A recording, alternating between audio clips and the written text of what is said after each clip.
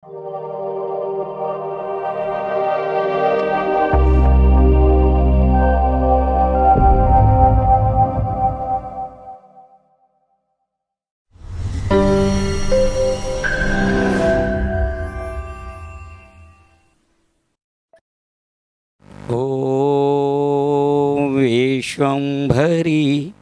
બ્રહ્માંડની માતાએ નમસ્તસ્યે નમસ્તસ્યે નમસ્તસ્યે નમો નમઃ। શબ્દ એક શોધો ત્યાં સંહિતા નીકળે, કૂવો એક ખોદો આખી સરિતા નીકળે।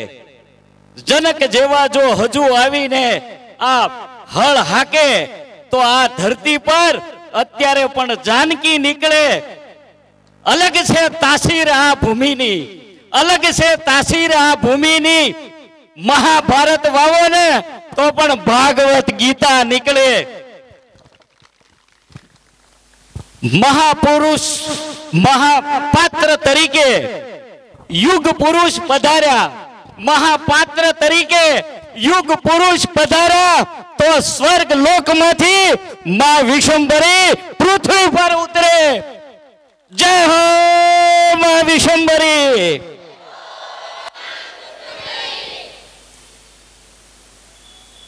મહાપાત્ર યુગ પુરુષ સ્વરૂપે પધાર્યા અને અનંત બ્રહ્માંડની રચયિતા સર્વોપરી શક્તિ વિશ્વ માતા વિશ્વ વિધાતા જગ જગની માં વિશ્વંભરી પૃથ્વી પર પધાર્યા તો મહાપાત્ર કોણ છે એનો આખો સારાંશ આમે આવી ગયો। સમજાય તો અભિનંદન, પણ હે મહાપાત્ર પૂરા મા પરિવાર તરફથી નતમસ્તક કરીને તમારા ચરણોમાં કોટી કોટી વંદન।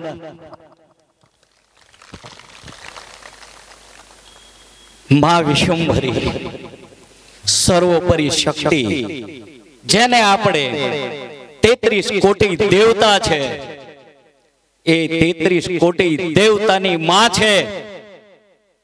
આપણે ત્રણ જે દેવ કહીએ છીએ બ્રહ્મા વિષ્ણુ મહેશ, અક્ષય તૃતીયા નક્ષત્ર અખા ત્રીજને દિવસે સ્વયં માં વિશ્વંભરીએ બ્રહ્મા વિષ્ણુ મહેશને ઉત્પન્ન કર્યા। સર્વોપરી શક્તિ છે માં વિશ્વંભરી। વિચાર કરો કે આપણા કુળદેવી છે માં શક્તિ છે, એમને રીઝવવા કે પ્રસન્ન કરવા, દર્શન કરવા ભવ પૂરો થઈ જાય તો કદાચ લાખો કરોડોમાં એક હોય એને થાય છે। કારણ કુળદેવીમાં પણ 7 સૂર્યના તેજ છે, માં વિશ્વંભરીમાં તો અસંખ્ય સૂર્યના તેજ છે। અરે જો એ શક્તિ તો જ એના દર્શન થઈ શકે। ત્યારે વિચાર કરો કે પાછલા 7 ભવથી સત્કર્મોના બેલેન્સથી છલોછલ પુણ્યના ઘડા ભરાયેલા અને હૃદયમાં એક જ નેમ હતી કે મહાશક્તિ પરાશક્તિને પામવાની, કે જે 33 કોટી દેવતાની માં છે એ મહાશક્તિના મારે દર્શન કરવા આ ભવની અંદર કર્તવ્ય કર્મનિષ્ઠ પોતાના કર્મની કમાઈનું ખાનાર અને સભર ધર્મથી સત્કર્મોથી સભર એવા મહાપાત્ર માં વિશ્વંભરીને પામવા માટે 7 ભવ કાઢ્યા। પણ આ તો જગજનની છે, વિશ્વ માતા વિશ્વ વિધાતા કુળદેવી પણ એમ દર્શન નથી દેતી। માની 16 પરીક્ષા લીધી, કસોટી લીધી। એક ને ભૂલો અને એક માંથી આવતા જાય, એ આ કળયુગની અંદર કોઈ પાર ન કરીએ કે કોઈ સહન ન કરીએ કે એવી 16 પરીક્ષામાંથી પાર ઉતર્યા। અને જ્યારે 17મી કસોટી લીધી, વિચાર કરજો હડાહડ કળયુગ ચાલે છે આ, અને 17મી પરીક્ષા જ્યારે માએ લીધી ત્યારે 18 વર્ષની સુંદરીનું સ્વરૂપ ધારણ કરી અને માને ભૌતિક રૂપમાં જેમ લલચાવે એમ લલચાવ્યા પોતાના ચરિત્ર માટે। ત્યારે વિચાર કરો અડગ મનના માનવીને હિમાલય પણ નડતો નથી, એમ મહાપાત્રે કીધું કે એક માં માટે પાડો તો દિલથી પાડી દો બધા, મારા માટે નહીં. આજ તો પાત્ર રૂપે પરમેશ્વરી બિરાજે છે. ત્યારે અડગ મનના માનવીને હિમાલય પણ નડતો નથી. અને જ્યારે મહાપાત્રે માએ જ્યારે લલચાવ્યા અને ઠુકરાવી કે વૈદિક સંસ્કૃતિમાં એક ખાનદાન, એક લજ્જા, એક શરમ જે હોવી જોઈએ એ રીતે વર્તન કરો, વર્તાવ કરો. વિચાર કરો, આ પરીક્ષામાંથી આ કળયુગના માનવીને નીકળવું એટલે જેને આપણે કહીએ છીએ કે વિશ્વામિત્ર જેવા ઋષિ, તપસ્વી, જ્ઞાની, જેનો તપ મેનકાએ ભંગ કર્યો અને શકુંતલા નામની દીકરીને જન્મ આપ્યો. ઋષિ મુનિ ડગી ગયા આમાંથી, પણ આ યુગની અંદર મહાપાત્રની જ્યારે કસોટી થઈ ત્યારે સ્વયં માં વિશ્વંભરી પોતાના ઓરિજિનલ અસલ સ્વરૂપે પાત્રને આવીને દર્શન આપ્યા. મહાપાત્રને દર્શન આપ્યા. વિચાર કરી લેજો, આ યુગમાં કહે છે માં કે માગ દીકરા માગ, જે માગવું હોય તે માગ. ત્યારે મહાપાત્ર કે આપ કોણ છો? તો કે હું માં છું. તો કે માં તો ખરા, પણ ક્યાં માં? હે માં, કૃપા કરી આપનું નામ મને બતાવો. માના મુખમાંથી શબ્દો સરે છે કે હું સુરેશ્વરી, હું પરમેશ્વરી, હું રાજરાજેશ્વરી, મારું નામ છે માં વિશ્વંભરી. દેવો પણ ગર્જના કરવા લાગ્યા. હવામાન આહલાદક થઈ ગયું અને દેવો પણ નતમસ્તક વંદન કરવા લાગ્યા કે હે વિશ્વ માતા, વિશ્વ વિધાતા, આટલા અવતાર ધારણ કર્યા સ્વયં વિષ્ણુએ, છતાંય પણ માં તમને પૃથ્વી ઉપર કોઈ નથી ઉતારી શક્યા. પણ આ 7.5 અબજની વસ્તીની અંદર આ એક વિરલા એવા નીકળ્યા મહાપાત્ર કે માં તમને સ્વર્ગલોક છોડીને પૃથ્વી ઉપર ઉતારી દીધા.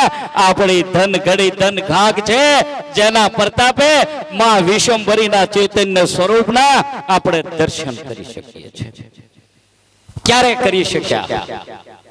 જ્યારે મહાપાત્રને માગવાનું કહે છે, બે હાથ જોડીને કહે છે કે હે માં, મને શ્રેષ્ઠ માનવ બનાવ, શ્રેષ્ઠ માનવ બનાવ. ત્યારે માના શબ્દો નીકળે છે કે દીકરા તું શ્રેષ્ઠ નહીં, નર શ્રેષ્ઠ નહીં, સર્વશ્રેષ્ઠ નહીં, પાત્ર નહીં, તું તો પૂરા વિશ્વનો મહાપાત્ર છો. મહાપાત્ર શબ્દ કોઈ લૌકિક નથી, મેં કે તમે કોઈ આપેલો શબ્દ નથી, માં વિશ્વંભરીના મુખમાંથી સરી પડેલો શબ્દ છે કે મહાપાત્ર. યુગ પુરુષના જોટા ન હોય, એક યુગમાં એક જ યુગ પુરુષ થાય. સમજાય તો વંદન કરીએ કોટી કોટી કે આ કોણ છે મહાન વિભૂતિ? અમારા મહાપાત્ર સ્વયં યુગ પુરુષ છે, સ્વયં યુગ પુરુષ છે, જેનામાં શક્તિ હોય કે કંઈક કરી બતાવવાની. જ્યારે પાત્રને કહે છે કે શું ઈચ્છા છે, કંઈક માંગુ, મારી પાસે માગ દીકરા. તો કે માં, આજના સમયમાં જે માનવી છે આદિ વ્યાધિ ઉપાધિથી પીડાઈ રહ્યો છે, ક્યાંય શાંતિ નથી. શાંતિ ક્યાંથી હોય? શાંતિ તો માં વિશ્વંભરી પોતાના ચરણોમાં લઈને બેઠા છે. ભૌતિક સુખ ગમે એટલું હોય, પણ શાંતિ તો માના ચરણોમાં છે. શાંતિ જોઈને તો આના ચરણમાં આવવું પડે, બાકી એના કોઈ શોપિંગ મોલ નથી કે ત્યાં મળે. અને સંસ્કાર, વૈદિક સંસ્કૃતિ, જેના કોઈ મોલ નથી. વૈદિક સંસ્કૃતિની વિચારધારા જોતી હોય ને તો કુળદેવી સાથે માં વિશ્વંભરી અને ગજાનન ગણેશને ઘર મંદિરમાં બેસાડવા પડે. ત્યારે માં કહે છે, એક પછી એક વરદાન આપે છે કે જા દીકરા, તારા ઘરેથી શરૂઆત કર, અંધશ્રદ્ધા છોડી ઘર તરફ પાછા વળો, ઘરને એક મંદિર બનાવો. જ્યારે માં વિશ્વંભરી ઘર મંદિરમાં બિરાજતા હોય, એક જ્યોત નાની એવી જલતી હોય માના આરતીની, ત્યારે એની અંદર 68 તીર્થ ને 4 ધામની આ આરતી દીપની અંદર સમાવેશ થઈ જાય છે. તમારે ક્યાંય ભટકવાની જરૂર નથી. 33 કોટી દેવતા જ્યાં જ્યાં હોય ને બિરાજતા માં વિશ્વંભરીના ધામ આગળ, ઘર મંદિર આગળ જેને યાદ કરો ને થનગનતા આવશે કે અહીંયા તો અમારી માં બિરાજે છે. પણ આજનો યુગના માનવીને જો માં કે કોઈ દેવ દેવતા મળે, કોઈ દેવી મળે તો ભૌતિક સુખ જ માગવાના. પણ મહાપાત્ર એક વરદાન એવું માગી લે છે, એક વરદાન એવું માગી લે છે કે મારીને તમારી કલ્પના પણ ન કરી શકીએ. એક જ વરદાન માગે છે કે હે માં, હું તો એક ભૂમિપુત્ર છું, ખેડૂત પુત્ર છું, 6-7 ધોરણ ભણેલો છું, મને કોઈ વેદ ઉપનિષદ શાસ્ત્રોનો કોઈ જ્ઞાન નથી. મને તો માત્ર કર્મનું જ્ઞાન છે અને કર્મના જ્ઞાનથી આ વિશ્વમાં કોઈ મોટી હકીકત નથી કે આચરણ. મારામાં આચરણ છે માં. ત્યારે કે માગ દીકરા, ત્યારે કે હું તો 6-7 ભણેલો છું, વેદ ઉપનિષદના કોઈ સવાલ કરે તો મારી પાસે એ જ્ઞાન નથી સંસ્કૃતનું. પણ માં, મને કોઈ વેદનો કે શાસ્ત્રનો કે ઉપનિષદનો કોઈ પણ સવાલ કરે ને ત્યારે માં જવાબ તમારે આપવાનો.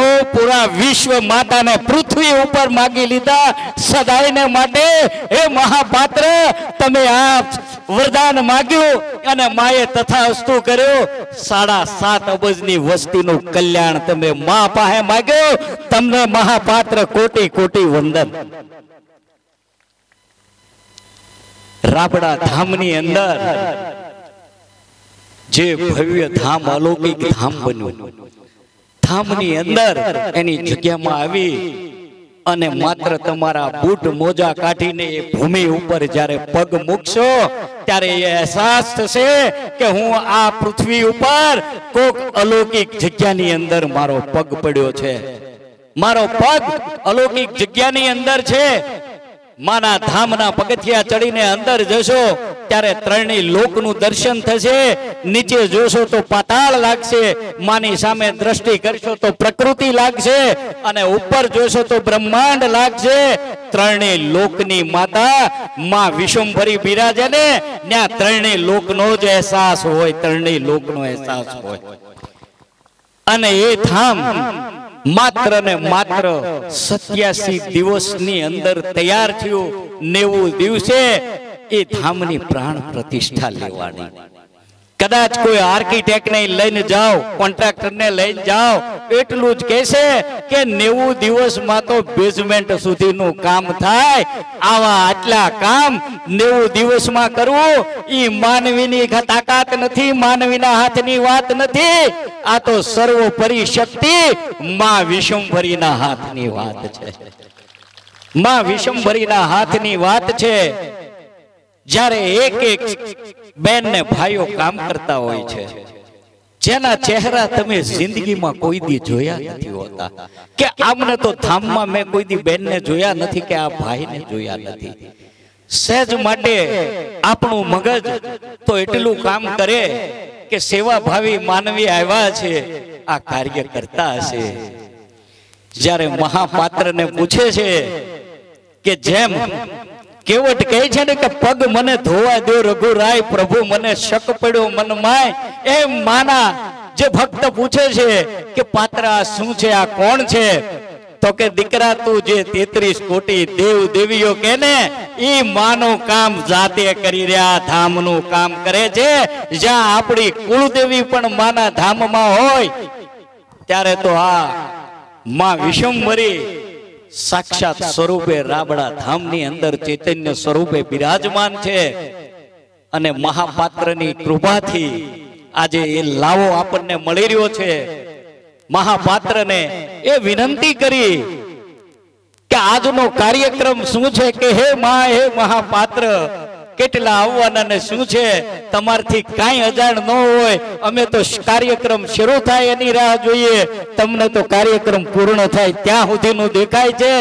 માટે એટલી અમે પાત્ર અમને આનંદ ઈ છે કે ચૈત્ર નવરાત્રીના કાર્યની અંદર માના દીકરા જે કાર્ય કરી રહ્યા છે, મહેનત કરી રહ્યા છે, જ્યારે માના કાર્યની અંદર એકવાર માના કાર્યમાં એક કદમ જો આગળ હાલશો તો આ વિધાતા માં વિશ્વંભરી તમારી સામે 10 ડગલા આવશે, પણ આજે 100 કાર્ય કરતા એક કદમ હાલ્યા, આગળ હાલ્યા, 100 દીકરાએ 100 કદમ કર્મના દીકરાએ ભર્યા, તો પાત્ર સ્વરૂપે પરમેશ્વરી 107 કિલોમીટર થી મળવા સામે આવ્યા. આ આપણા સદભાગ કહેવાય કે સ્વયં મળવા માટે પધાર્યા. ત્યારે માને કીધું કે હે માં, જ્યારે પૂનમની અંદર આવી આરતી થાય, અલૌકિક અદ્ભુત આરતીનું જે અમને અહેસાસ થાય છે કે જ્યાં હાજરી હોય, આજ સુરતની ભૂમિ ઉપર પણ આજ અમને એવી પૂનમ બનાવી દો કે હે માં, આજ રાબડા ધામ પરથી હે પાત્ર હે પરમેશ્વરી સુરત તમે પધાર્યા, તો આજના દિવસને અમે પણ પૂનમ થી નીચે એક પણ ક્ષણ નથી ગણતા. અને હવે સરસ મજાની સ્પીચ લઈને આવે છે પ્રકૃતિ. વિશ્વ વિધાતામાં વિશ્વંભરી માતાને પૃથ્વી પર ઉતારનાર શ્રેષ્ઠ માનવ એટલે કે મહાપાત્રજી સમજાવે છે કે માનવે જો જીવને શિવમાં ભળવું હોય અને માં શક્તિની ઓળખ કરવી હોય તો સદા દ્વેષ અને ઈર્ષ્યામાંથી બહાર નીકળવું પડશે. વ્યક્તિની વાતોમાં ખોટો સમય પસાર કરશું તો માં શક્તિની નજીક નહીં પહોંચાય. ઈર્ષ્યાને છોડી સંસ્કૃતિના કાર્યમાં નિમિત્ત માત્ર બનશું તો સત્કર્મની બેલેન્સમાં વધારો થશે અને તેના થકી જ માં સુધી પહોંચી શકાશે. કઈ આત્માનું કલ્યાણ થશે. નહીતર ઈર્ષ્યામાં તો કમાયેલું સત્કર્મ પણ વપરાઈ જશે અને નીચે પડવાનો વારો આવશે. ઈર્ષ્યા માણસને તેમનું અંતિમ લક્ષ્ય સુધી પહોંચવામાં અવરોધક પરિબળ બને છે, જેના કારણે માનવ તેમના લક્ષ્ય સુધી પહોંચી શકતો નથી અથવા પહોંચે તો બહુ જ મોડું થઈ ગયું હોય છે. માં શક્તિ સુધી પહોંચવું છે તો ખુદની નબળાઈ દૂર કરી વ્યક્તિ તરફ ન જોતા માં શક્તિને ધ્યાનમાં રાખી સંસ્કૃતિના કાર્યમાં નિમિત્ત બની આગળ વધવાનું છે. તો જ આપણે આપણા લક્ષ્ય સુધી પહોંચી શકશું. સવાર સાંજ માની આરતી કરીએ, તેનાથી પણ રાગ, દ્વેષ, ઈર્ષ્યા દૂર થાય. કારણ કે સાત્વિકતા આવે તો આસુરી આપોઆપ ભાગે. એટલા માટે અનુભવી માર્ગદર્શક માપાત્રજીએ બતાવેલ માર્ગ પર આગળ વધીએ અને સર્વિસ રોડ પર ન જોતા આપણા લક્ષ્ય તરફ ગતિ કરીએ. આપણે સંસ્કૃતિના કાર્યમાં આગળ વધશું તો આપણા કર્મની ગતિમાં રૂકાવટ આવશે અને આપણું જે લક્ષ્ય હશે ત્યાં સુધી પહોંચી પણ શકશું નહીં. આમ ખોટી બીજાની વાતો કરવી, નિંદા કરવી કે ઈર્ષ્યા કરવી, તેમાંથી બહાર નીકળી સમયને ઓળખી મહાપાત્રજીએ બતાવેલ સંસ્કૃતિના કાર્યમાં લાગી જઈએ, જેનાથી કઈ સત્કર્મ ભેગું થાય. નહીતર રાગ, દ્વેષ, ઈર્ષ્યામાં જીવન બરબાદ થઈ જશે અને આપણું જે લક્ષ્ય હશે ત્યાં સુધી પહોંચી પણ શકશું નહીં.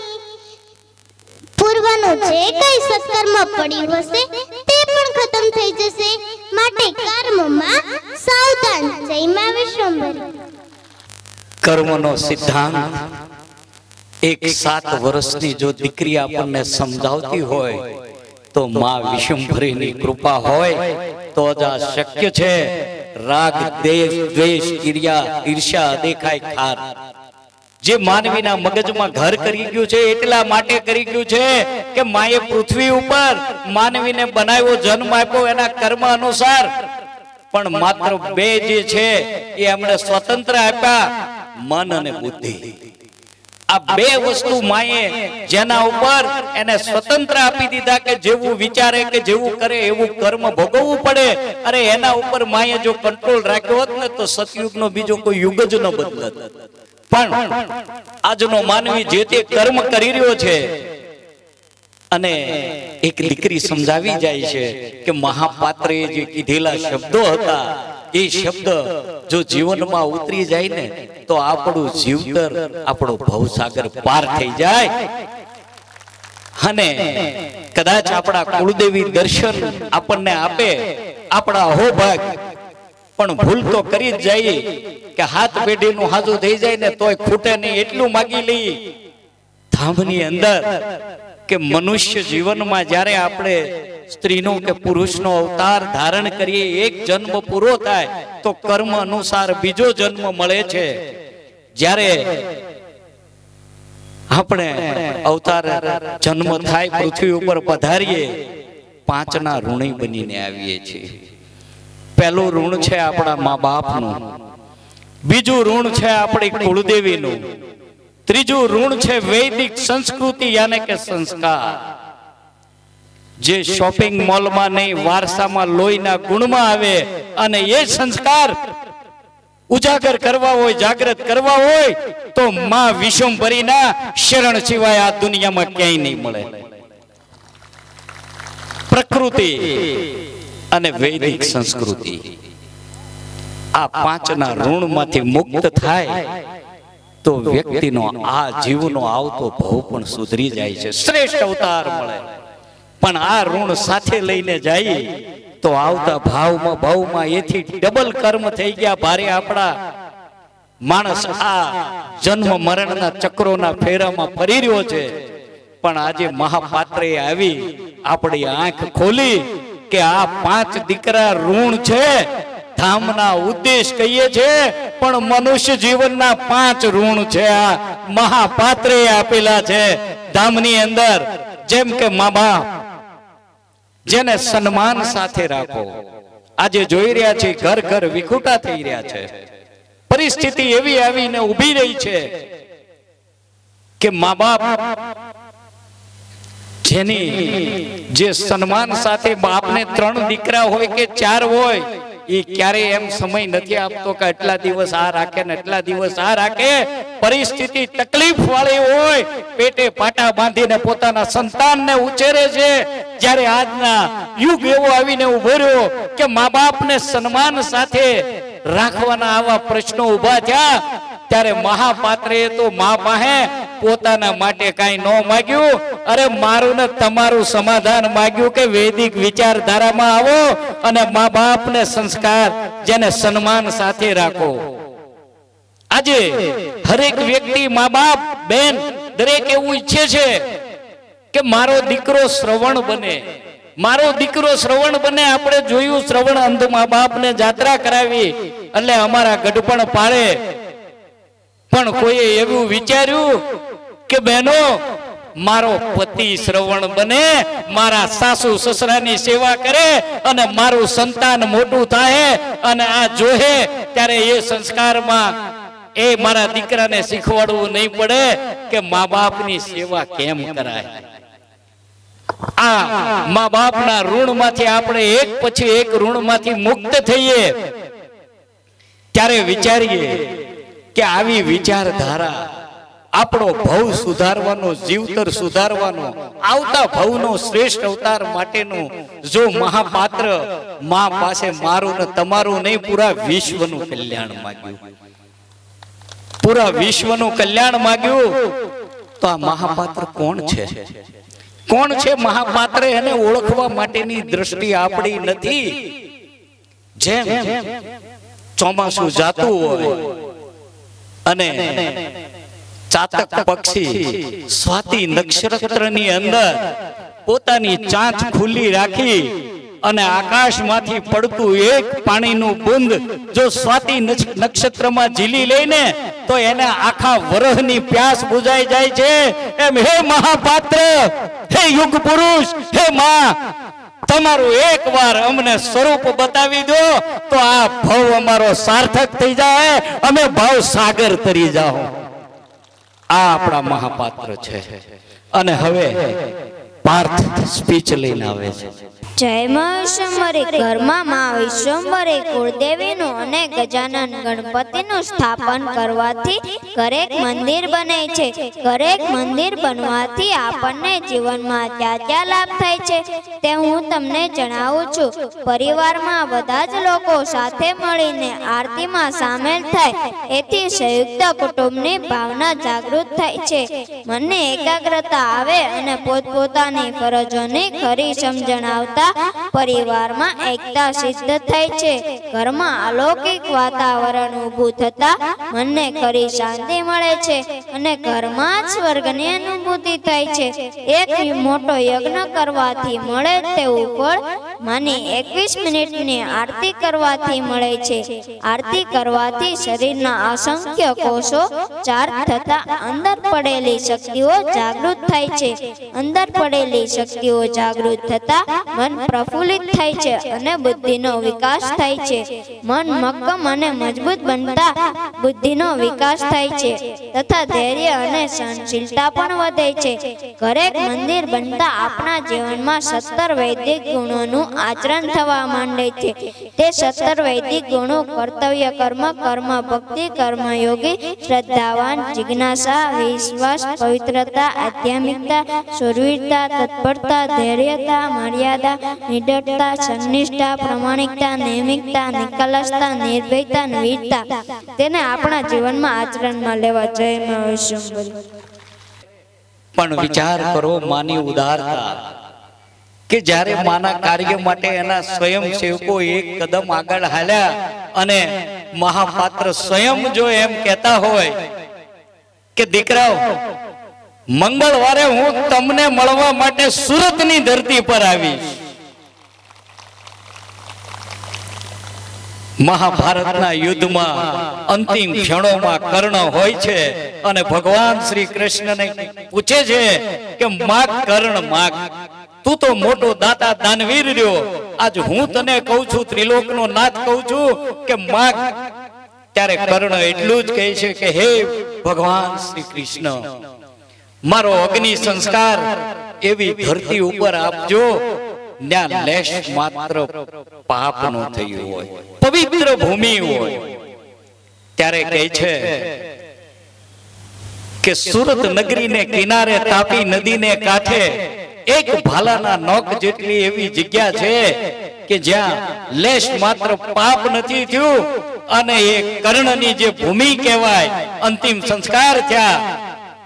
આ ભૂમિ બળવાન અને મા પરિવારની જે આસ્થા છે, અટૂટ વિશ્વાસ છે મા પ્રત્યે, એ જોઈ અને સ્વયં માં આજે સુરતની અંદર પૂનમ ઉજવી રહ્યાનો અહેસાસ કરાવી રહ્યા છે આપણને. માટે બીજો ગુણ છે આપણી કુળદેવી. આપણી કુળદેવી જે 33 કોટી દેવતા કઈ પ્રથમ પૂજની આપણી કુળદેવી છે. માં વગરનો દીકરો ન હોય, માં વગરનો દીકરો ન હોય અને એ કુળદેવીને ઘરમાં વિધિવત સ્થાન આપી તો આપણી જે આધિ વ્યાધિ ઉપાધિ તો એ દૂર કરી દે. પણ રાબના ધામની અંદર ચૈત્ર નવરાત્રી ઉજવાય, એનો અર્થ શું છે? આસો મહિનાની નવરાત્રી તો કુળદેવીમાં આપણે સારા કપડા પહેરીને ગરબા ગાઈએ છીએ, પણ ચૈત્ર નવરાત્રીનો અર્થ એ છે કે આપણી કુળદેવી, આપણી માં જે દેવતા છે, દેવીઓ છે, એ માં વિશ્વંભરીની ઉપાસના, આરાધનાને તપસ્યા કરે છે, એ વ્રત છે.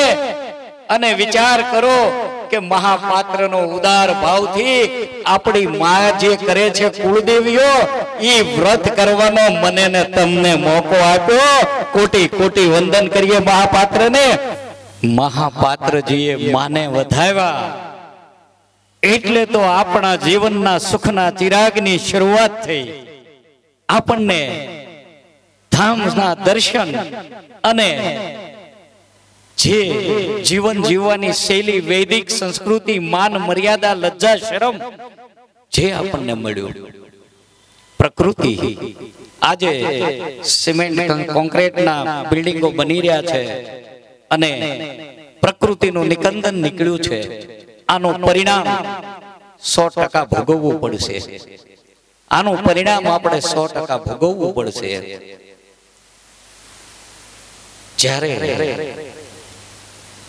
મહાપાત્ર ને મા પરિવાર પોતાના દીકરાઓએ પૂછ્યું કે હે મહાપાત્ર, તો કે બોલો, એવો કોઈ ઉપાય બતાવો કે અમે પ્રકૃતિના ઋણમાંથી મુક્ત થઈ શકીએ. પ્રકૃતિના ઋણમાંથી મુક્ત થઈ શકીએ. અમે ફ્લેટમાં રો હાઉસમાં રહીએ છીએ, ત્યાં તો તુલસી વાવી શકીએ, એને વૃક્ષ નથી સમજતા, પવિત્રતાનો છોડ છે, પણ મોટા વૃક્ષ તો અમે ત્યાં ક્યાંથી વાવી શકીએ. માએ તક આપી કે આ ધામની જે જગ્યા છે, ખુશીથી તમે પ્રકૃતિના ઋણ મુક્ત થઈ જાઓ, તમે વાવો એમાં. પણ મહાપાત્રને જ્યારે એક સવાલ જે ઉલઝન વાળો આપણને લાગતો હતો કે માએ કીધું કે નાળિયેરીના વૃક્ષ કેમ, એમ બીજા કેમ નહીં. આ સાક્ષાત સાંભળેલી પોતે હાજરા હજુર વાત છે કે દીકરા, આજે નાળિયેરી આ ધામમાં તે રોપી છે, અને જ્યારે નાળિયેર એની અંદર આવશે શ્રીફળ, અને આ ધરતી પરથી વિદાય લેવાનો સમય વ્યક્તિનો થઈ ગયો, જતો રહ્યો, બીજે અવતાર મળશે, પણ એ ધામનું આ જે નાળિયેરી આપણે રોપીને ગયા છીએ, અને એ નાળિયેર ધામના કાર્યની અંદર ઉપયોગમાં લેવા હે, તો પાછલા ભવે આ ભવે જે પુણ્ય કરીને ગયા ને, આવતા ભવની અંદર એ બેલેન્સ આગળ આવશે, સત્કર્મની બેલેન્સ સ્વરૂપે બહાર આવી જાય. વિચાર કરો, મને ને તમારને આગળનું કઈ દેખાતું નથી, કે લાંબુ સૂઝતું નથી, કે જ્યાંથી આપણી મન ને બુદ્ધિની તાકાત છે એ સમાપ્ત થઈ જાય છે, ત્યાંથી મહાપાત્ર શરૂઆત કરે છે. કોઈ પણ સવાલનો આટલો જવાબ આપે, ગમે એ બાજુથી શોધો તો એ જ નીકળે. જ્યારે ધામની અંદર હું ગયો, મહાપાત્રે કીધું કે યજ્ઞ કુંડના તે દર્શન કર્યા, હવન કુંડના? મેં કે ના માં, જા પહેલા કરતો આવ્યો, અંદર જોજે શું છે. મહાશિવરાત્રીને દિવસે અને બહેનોના પુરુષાર્થથી યજ્ઞશાળા બનાવવામાં આવી ધામની અંદર. આ તક બહેનો માતાઓ લઈ ગઈ, અને એ યજ્ઞ કુંડ મહાશિવરાત્રીને દિવસે યજ્ઞ થયો, જેમાં દરેક દેવતાની હાજરી હોય છે. મારીને તમારી તાકાત નથી, આપણી શક્તિ નથી પારખવાની કે જોવાની દ્રષ્ટિ નથી, આપણે તો પાપા પગલી કરીએ છીએ. ત્યારે એ ધામની અંદર હરરોજ યજ્ઞ થાય છે સવારમાં. જ્યારે દર્શન હું કરવા ગયો કે ચારે ખૂણામાં જોજે, હવે યજ્ઞની અંદર આહુતિ હોમાય, તલ જવ ને ઘી હોય અને લાકડા હોય. ત્યારે આહુતિ હોમાય ને એટલી ગરમીની અંદર તલનો દાણો જો અગ્નિ પાસે પહોંચે ને ત્યાં ફાટી જાય. ત્યારે નજર સમક્ષ જોયું કે એક ખૂણામાં તલના જવારા, બાકી જવના જવારા, એમાં રોજ યજ્ઞ થાય, અગ્નિ પ્રગટે. આજની તારીખે ને જુવારા મોજૂદ છે. આ ચમત્કાર નથી, આ પ્રમાણ છે કે માં શક્તિ સ્વર્ગમાં તો છે, પણ પરશુરામની પરમ ભૂમિ પાર નદીને કિનારે રાબડા ધામમાં માં સાક્ષાત સ્વરૂપે બિરાજે છે. અને અનુભવ કોને કહેવાય?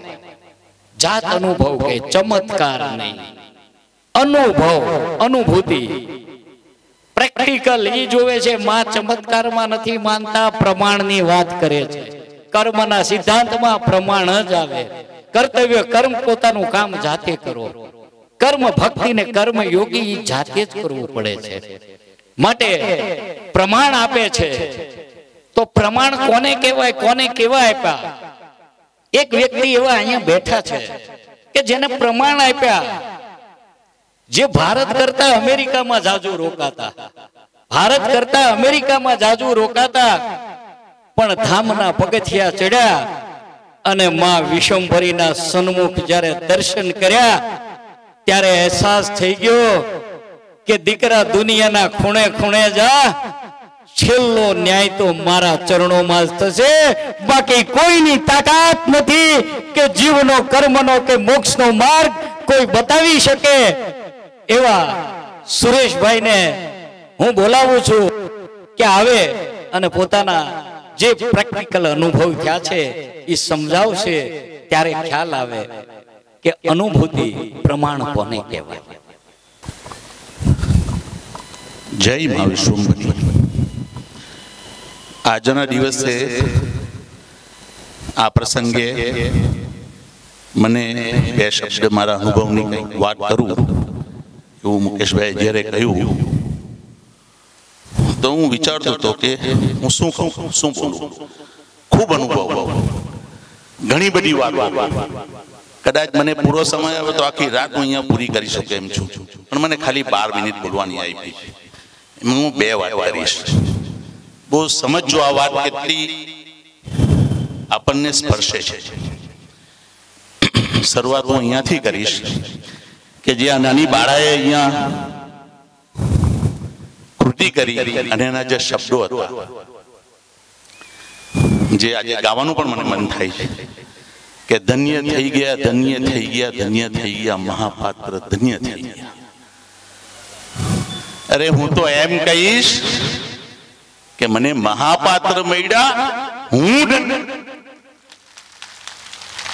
આ બહુ સમજવા જેવી વાત છે. એટલા માટે કે માં તો અહીંયા છે જ બિરાજમાન, જે પૃથ્વી પર ઓલરેડી આવી ચૂક્યા છે એનું કાર્ય કરવા. પાત્ર કહે છે આ જુઠાણાનું જગત બધું બહાર આવી જશે, જે મારે ઘણીવાર એમની સાથે ચર્ચા થઈ છે. અને તમે જુઓ, કદાચ વોટ્સઅપ તમે જોયું હશે 2-4 દિવસ કે અઠવાડિયાની અંદર કે કાશી વિશ્વનાથ થી ગંગા સુધીના રસ્તા જતા જે બિલ્ડિંગો હતા જેને ટોયડા તેની અંદરથી ટીક ટેક 45 મંદિરો બહાર આવ્યા.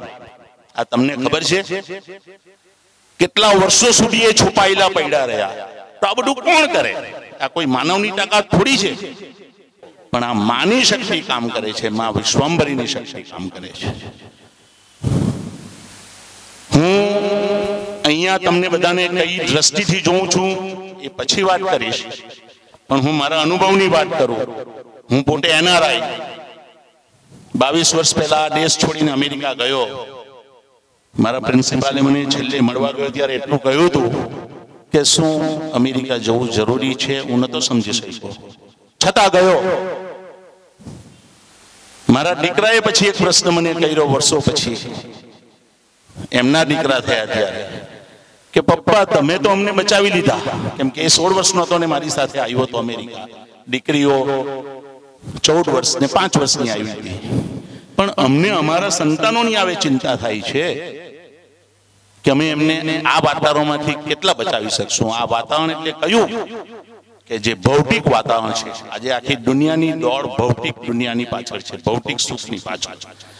ગાડી બંગલા શું નહીં, ભૌતિકતામાં શું નથી આવતું કે ચલો મોદી આવ્યા છે આપણે પણ ત્યાં ગઈને પાછું કંઈક રિયલ એસ્ટેટનું કરીએ, જમીનોને ગોળવીએ, રૂપિયાઓની ઠપ્પી કરીએ. આવા તો વિચાર હતા ને આપણા. આવ્યા, ગોળવ્યા, જોયું, બધું ઠપ થઈ ગયું. અહીંયાના બિલ્ડરો હું જેને મળું છું બધા જ મને શું કહે છે ખબર છે? સુરેશભાઈ જરા જુઓ ને અમારા દીકરા માટે કંઈક અમેરિકામાં થતું હોય તો. અરે પણ શું કરવાનું અમેરિકામાં? અમેરિકાએ તો લોકોને મશીન બનાવી દીધા છે. સવારથી સાંજ સુધી $50,000 થી $2 લાખ કમાતો એ વર્કિંગ ફોર્સ જે અમેરિકાનો છે, પછી ધંધો કરતો હોય કે જોબ કરતો હોય, એને એના સમયે પટો ચડાવ્યા વગર ચાલે જ નહીં. અને જો ના ચડાવે તો બીજે દિવસે નોકરીમાંથી બહાર અથવા ધંધામાંથી બહાર. હજુ અહીંયાના બિલ્ડરો તો એમ વિચારે છે, જે તમારા સૌરાષ્ટ્ર લોબીના બહુ બધા ઘણા છે, કે હજુ અમે બચી જઈશું, અમેરિકા ગઈને ખૂબ ધન કમાઈશું. અલ્યા ભલા માણસ, હું તો એ જોઉં છું કે સૌથી સૌરાષ્ટ્ર લોબીના કરોડપતિ માણસો તો મારી સામે બેઠા છે. કારણ કે તમારી પાસે એ નોટ છે, આ 1000, 2000 ની ને 5000 ની નોટ આવે ને, તેમાં માની એવી નોટ છે કે જો એ વટાવશો તો ભવો ભવ પાર કરી જાવ. અરે ફરી પાછા જન્મ જ નહીં લેવા પડે. હર કોઈ જન્મમાં આ દુઃખ, ઓલું દુઃખ, પત્નીનું દુઃખ, પતિનું દુઃખ, સાસુનું દુઃખ, સસરાનું દુઃખ, દીકરાનું દુઃખ, આપણે બધા છે ને રઘવાયા થયા છે અત્યારે આ સમયની અંદર. કશું સૂઝ નથી પડતું, ભાગ દોડ કરીએ છીએ, સુખ માટે વલખા મારીએ છીએ, પણ સાચું સુખ ક્યાં છે એની તો આપણને ખબર જ નથી. હું પોતે એમ કહું કે આવ્યો તો રૂપિયા ગોળવવાને જમીનોની અંદરથી એમ કહું રૂપિયા બનાવવા, પણ કદાચ કંઈક મારું પુણ્ય ટઈપું કે રૂપિયાના કારણે હું ઇન્ડિયા ખેંચાયો અને મારી લોટરી લાગી ગઈ, માં મળી ગયા. હવે એનાથી તો વિશેષ હું બીજી શું વાત કરું? સાચી વાત ને ભાવેશભાઈ? મેં આજે જ ભાવેશભાઈને કીધું, આજે અમારે ત્યાં યજ્ઞ ચાલતો તો 3 દિવસથી પૂરો કરીને આવ્યા. મેં કહ્યું ભાવેશભાઈ શું કઈ આ જરૂર છે મારે? મને તો પાત્રએ ના પાડી દીધી છે કે બધું સુરેશભાઈ તો પ્રાથમિકતામાં હોય, આપણે તો 5, 7, 10 ચોપડીની ઉપરથી ચાલવાનું છે. જો એમની વાત સમજ પડે તો. પણ મેં કહ્યું ભાવેશભાઈ આ કરવું પડે છે એટલા માટે કે કંઈક એની ટેપ તમે ઉતારશો, ફોટોગ્રાફી કરશો તો ભવિષ્યમાં મારા દીકરાના દીકરાઓ જોશે અમેરિકામાં કે દાદાજી આવું કંઈ કરતા તો આપણે પણ આવું કંઈ કરો. આ રોજ આરતી ઉતારતા એ શું છે? ચાલો ભાઈ શોધખોળ, ગાંડા થઈ જાય તો પછી શું પાગલખાનામાં મૂકે ને તેમ ગાંડા થયા બુદ્ધિથી, તો એ બુદ્ધિને સાચા રસ્તે લાવવા માટે આમાંથી કંઈક રસ્તો મળશે ભવિષ્યમાં, આટલો મને વિશ્વાસ છે. એટલે હું તો એમ કહું કે તમારા જે નાના નાના દીકરાઓ છે, આ બધી દીકરીઓ કૃતિ કરે છે, એવા દીકરાને એવા તૈયાર કરો, સંસ્કાર આપો કે તમારે ભવિષ્યમાં એ કેટલા રૂપિયા કમાશે એની તો ફિકર કરવાની છે જ નહીં. એ તો માએ બધું કર્મને આધીન ગોઠવી દીધેલું હોય છે, એની ફિકર ચિંતા જ નથી કરવાની. મને એક સમય ચિંતા થતી હતી કે હું પણ અમેરિકા છોડીને આવ્યો છું, મારા દીકરા દીકરીઓ બધા એકલા રહી છે, મારી એ લોકોને જરૂરિયાત છે. પણ હવે એ પણ મેં ચિંતા કરવાની છોડી દીધી. કારણ શું? મને ખબર છે કે મારા કરતા 10 ગણી ચિંતા માં કરશે. પણ એ તમને વિશ્વાસ હોવો જોઈએ. એ વિશ્વાસ હશે તો ગમે તેવા કઠિન રસ્તામાંથી પણ તમને માર્ગ મળી જશે. પણ જો એ વિશ્વાસ નહીં હોય તો પછી અઘરું છે. એટલે 3 વાત જે પાત્ર ઘણીવાર મને કહે છે, અતૂટ વિશ્વાસ જે કોઈ દિવસ તૂટે નહીં. 7મે પલડે પણ કોઈ શંકા ના હોવી જોઈએ કે આ શું ચીજ છે, આ શક્તિ છે, આ મહાશક્તિ છે, એને ઓળખી લ્યો. આજ કર્મની દેવી, આજ વિશ્વ વિધાતા, આજ વિશ્વ રચયિતા, એની ઉપર કશું કઈ છે નહીં. એને તમે એકવાર પકડી લો, એ ભવો ભવ તમારા તાળી દે. સૌરાષ્ટ્રની ત્રીજી પેઢીને પણ મેં જોઈ છે. અહીંથી 70 કે 65ની સાલમાં કેટલી કડી મહેનત કરતા હતા. સુરત આવીને હીરામાં શરૂઆત કે બીજી બધી રીતે પસીનાની કમાઈ એમણે કમાણી કરી. એની પછીની પેઢી પણ પાછી ધંધામાં આવી અને હવે ત્રીજી પેઢી અહીંયા ચાલે છે. એમ કહેવાય છે કે પહેલી પેઢી કમાણી કરે, બીજી એને સાચવે, ત્રીજી એને વેડફે. અને અત્યારે હું વેડફાટી જોઈ રહ્યો છું. આ સુરતની અંદર તમે જાઓ અત્યારે, આ બધા મોટા મોટા બિલ્ડરો, ધુરંધરો, 10 લાખ રૂપિયા પણ નથી. હું આ તમને સત્ય હકીકત કહું છું. કેમ નથી? એ લોકોને એવું હતું કે અમે બધા સુખી છીએ, અમે બધા અહીંયાના રાજાઓ છીએ, બાદશાહો છીએ, આ બધું તો અમે ઈચ્છા થાય તેમ પ્રમાણે અમે અમારી રીતે કરશું. આ નોટબંધી થઈ, બધા મ્યાઉ થઈ ગયા. થેલાઓ અહીંથી ત્યાં રખડતા હતા, પેલા વિમલના 50-50 લાખના ભરીને એ થેલાઓ ખાલી થઈ ગયા. હવે કોઈને રસ્તો જ નથી દેખાતો. હવે બધા અમેરિકા પાછળ દોડ્યા છે. હું એમ કહું છું કે હું અમેરિકા છોડીને આવ્યો, તમે બધા અમેરિકા જવાના શું કરવાના ભાઈ? ત્યાં આજ બધું અમેરિકામાં એટલું સહેલું નથી. હું તમને કહું, મેં તો બહુ અભ્યાસ કર્યો છે. ડોનાલ્ડ ટ્રમ્પની પણ તાકાત નથી કે ગમે તેમ બોલી શકે. એની ઉપર એવા બીજા પાવરફુલ પીપલો બેઠા છે. તો આપણે તો કયા ખેતાની મૂડી, પણ છતાં નથી સમજ, નાની સમજમાં અમેરિકા જવું છે. અરે હું એમ કહું કે આ ભૂમિ દેવોની છે, અહીંયા પણ મહેનત થાય, અહીંયા પણ રૂપિયા કમાય, પણ બધાને ઓવરનાઇટ મિલિયન થવું છે, એમાં લોકો દુખી છે. પણ ધનવાન લોકો મારી સામે બેઠા છે, મને દેખાય છે. કેમ? તો કે તમે સાચો રસ્તો પકડો છે. આ માનો ને, આ કોઈ મજાક નથી કરતો, સત્ય હકીકત છે.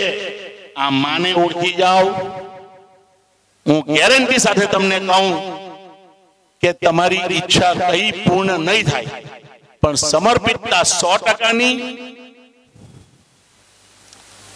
સાતમે પૈડે પણ કોઈ શંકા નહીં અને અતૂટ વિશ્વાસ. નતમસ્તક થઈ જાઓ, તમારા બધા કાર્યો પૂરા થઈ જશે. જય મા વિશ્વંભરી.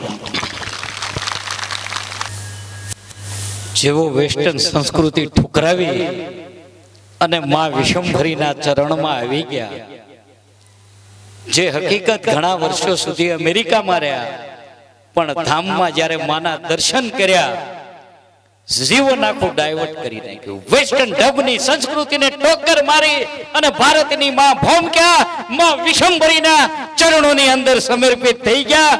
એમનો એક શબ્દ હતો કે વિશ્વાસ અતૂટ હોવો જોઈએ, એમાં કોઈ શંકાને સ્થાન ન હોવું જોઈએ. 80% માં ઉપર વિશ્વાસ, 90%, અરે 98 એ નહીં, 100% હોવો જોઈએ કે મારી માનું જે કથન છે એ વિધિના લેખમાં મેઘ મારવા હોય તો સ્વયં પોતે મારી શકે છે, બ્રહ્મા વિષ્ણુ મહેશ પણ નથી મારી શકતા. જે માં વિશ્વંભરી છે, ફેરો પૂરો થાય ન્યાય એમને જ કરવાનો છે. માટે મહાપાત્ર એમને આપણે નજીકથી ઓળખીએ, સમીપથી ઓળખીએ, બાહ્ય સ્વરૂપથી નહીં. કે હે માં, હે પાત્ર, પાત્ર રૂપે પરમેશ્વરી તમે જ છો. અને આજે અહીંયા પધાર્યા અને એનો ખરેખર આપણને એક એવો સરસ મોકો આપ્યો. જે ઘરમાં માં વિશ્વંભરી કુળદેવીને ગણપતિ બાપાનું સ્થાપન હોય, એ ઘરની અંદર મા બાપ સન્માન સાથે રહેતા હોય, કુળદેવીની આરાધના રોજ થતી હોય, માં વિશ્વંભરી બિરાજમાન હોય અને ગજાનન ગણપતિ મહારાજ હોય, ત્યાં વૈદિક સંસ્કૃતિની વિચારધારાની ગંગા વહેતી હોય, પ્રકૃતિનું જતન થતું હોય. અને મહાપાત્રને વિનંતી કરી કે મહાપાત્ર, તમારા જે ગુણો છે ને એનો અંશ અમારામાં આપજો. અમે માના કર્મના દીકરા છીએ, એટલી કૃપા કરજો.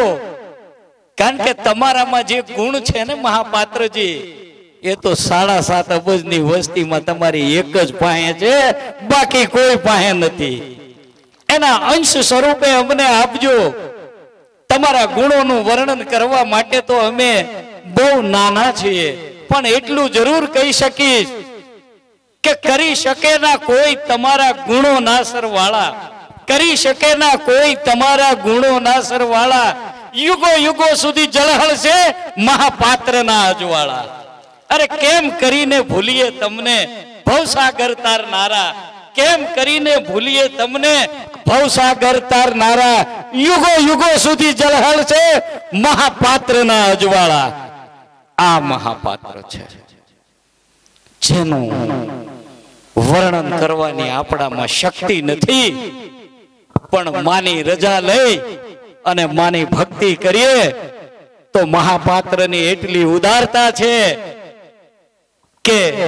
કે દીકરા મારા દ્વારના અંદર મારા કાર્યમાં એક કદમ આગળ વધીશ તો સદાયને માટે મારો હાથ ઉપર રહે. માં વિશ્વંભરીનો દીકરો જે તું છો ને, તો એકવાર આ પૃથ્વી ઉપર સિંહ થઈ જાય, સિંહ જેવી ગર્જનાથી સાબિત થઈ જાય. અને મહાપાત્રને કોટી કોટી વંદન કરીને કહીએ કે હે માં, આ અકલ્પનીય લાવો, જેની અમે કોઈ દિવસ કલ્પના નહોતી કરી, અને અચાનક એવી અમને તક આપી દીધી કે જાણે ઋષિકેશ થી ગંગા નું વહેણ સીધું સુરતની ધરતી ઉપર આવ્યું, સુરતની ધરતી ઉપર આવી ગયું. હે માં, આટલી મોટી તક અમને આપ્યો, એવી અમારી કલ્પના નહોતી. રાબડા પૂનમ માટે અમે આવતા કે આજ પૂનમ છે, ધામમાં મારે જવું છે માના ચરણોમાં વંદન કરવા. પણ હે માં, સ્વયં તમે આવી અને સુરતની ભૂમિને પૂનમ સમાન કરી અમને ધન ગળી ધન ભાત કરી દીધા. સંયુક્ત માં પરિવાર વતી હે મહાપાત્ર, તમારા ચરણોમાં કોટી કોટી વંદન કરું છું અને હું પ્રકૃતિને બોલાવું છું કે માનો 3 વખત જય ઘોષ કરશે.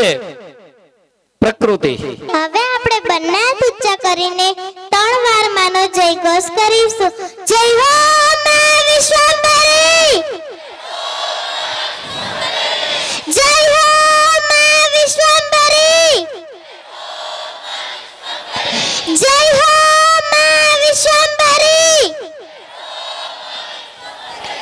જય માં વિશ્વંભરી.